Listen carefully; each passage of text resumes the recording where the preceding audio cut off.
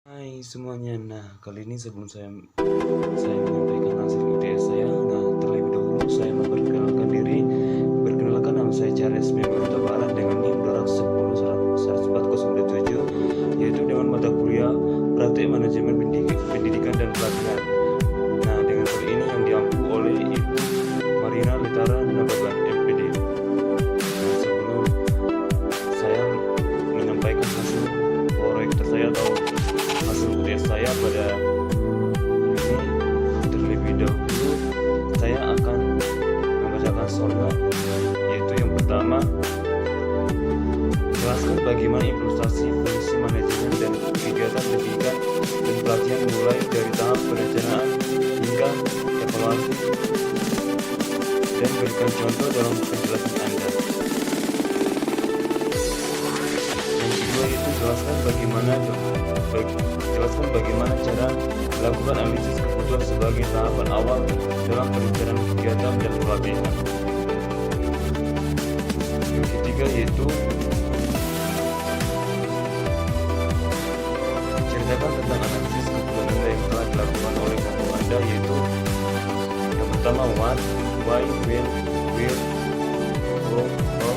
Nah, yang dimana mulai dari perencanaan hingga tahap laporan dan pelatihan apa yang direncanakan. Yang keempat yaitu jelaskan secara singkat isi dokumen proposal atau TOR kegiatan diklat yang telah Anda susun.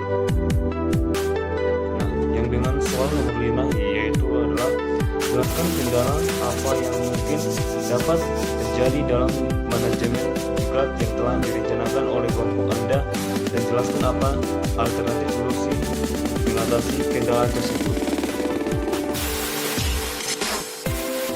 Dengan soal yang kedua yaitu jelaskan bagaimana cara melakukan analisis kebutuhan sebagai tahap awal dalam perencanaan kegiatan pendidikan dan pelatihan. Nah, kali ini saya akan menjelaskan yaitu dengan soal nomor 2.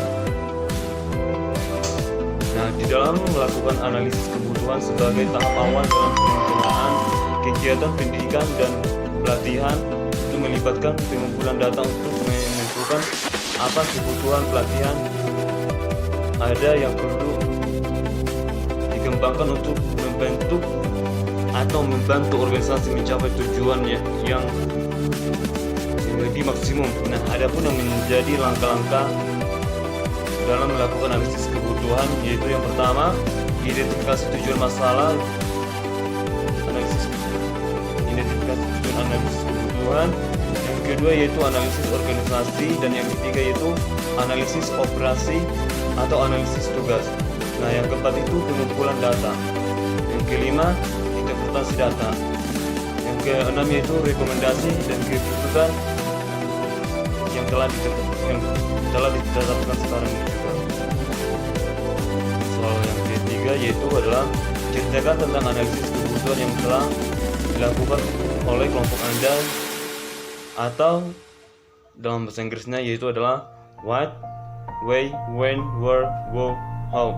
Nah, mulai dari perencanaan ini hingga tahap laporan dan pelatihan apa yang direncanakan. Nah, kali ini saya akan juga menjelaskan yaitu, nah, berdasarkan hasil kebutuhan dari kelompok kami, yaitu berdasarkan hasil analisis kebutuhan yang dilakukan oleh kelompok kami, yaitu berikut adalah informasi mengenai what, why, when, where, how dari analisis kebutuhan hingga tahap laporan dan pelatihan yang direncanakan. Nah, kali ini saya akan membahasnya dengan satu persatu. Nah, what, apa? Analisis kebutuhan diklat adalah proses untuk menentukan apa seharusnya dalam rumus-rumusan atau sasaran-sasaran yang akan ditetapkan. Why, analisis kebutuhan dilakukan untuk mengetahui kebutuhan pendidikan dan pelatihan yang ada sehingga program pendidikan pelatihan dapat dikembangkan untuk membantu organisasi untuk mencapai tujuan yang ingin dicapai untuk menghasilkan hasil yang lebih terbaik. When, nah, analisis kebutuhan dilakukan sebelum pelaksanaan pelatihan, supaya analisis kebutuhan dilakukan di tempat kerja atau organisasi yang memerlukan pendidikan dan pelatihan. Analisis ini itu berlangsung dengan kebutuhan melibatkan pihak-pihak yang terkait di dalam organisasi, seperti contohnya itu pimpinan, staf, dan tenaga pelatih.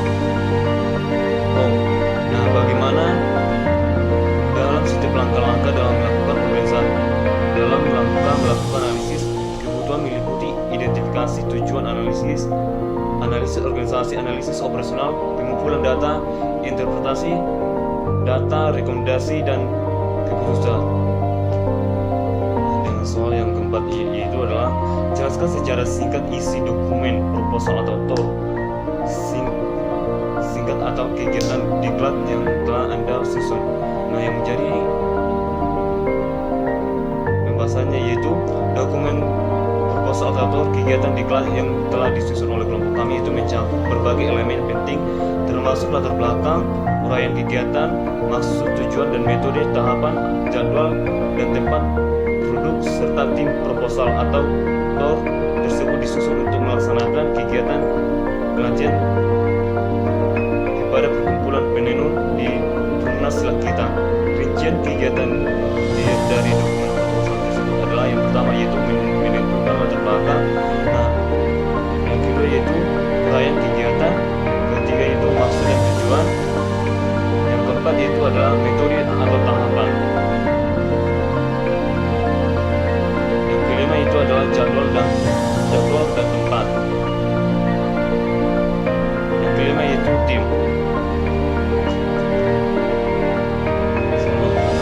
Yang terakhir yaitu jelaskan kendala apa yang mungkin dapat terjadi dalam manajemen diklat yang telah direncanakan oleh kelompok Anda, dan jelaskan apa alternatif atau solusi mengatasi kendala tersebut. Nah, yang menjadi untuk mengatasinya yang pertama yaitu dalam manajemen diklat telah direncanakan oleh kelompok kami ada beberapa kendala yang mungkin terjadi, seperti contohnya yaitu atau seperti yang pertama yaitu keterbatasan sumber daya.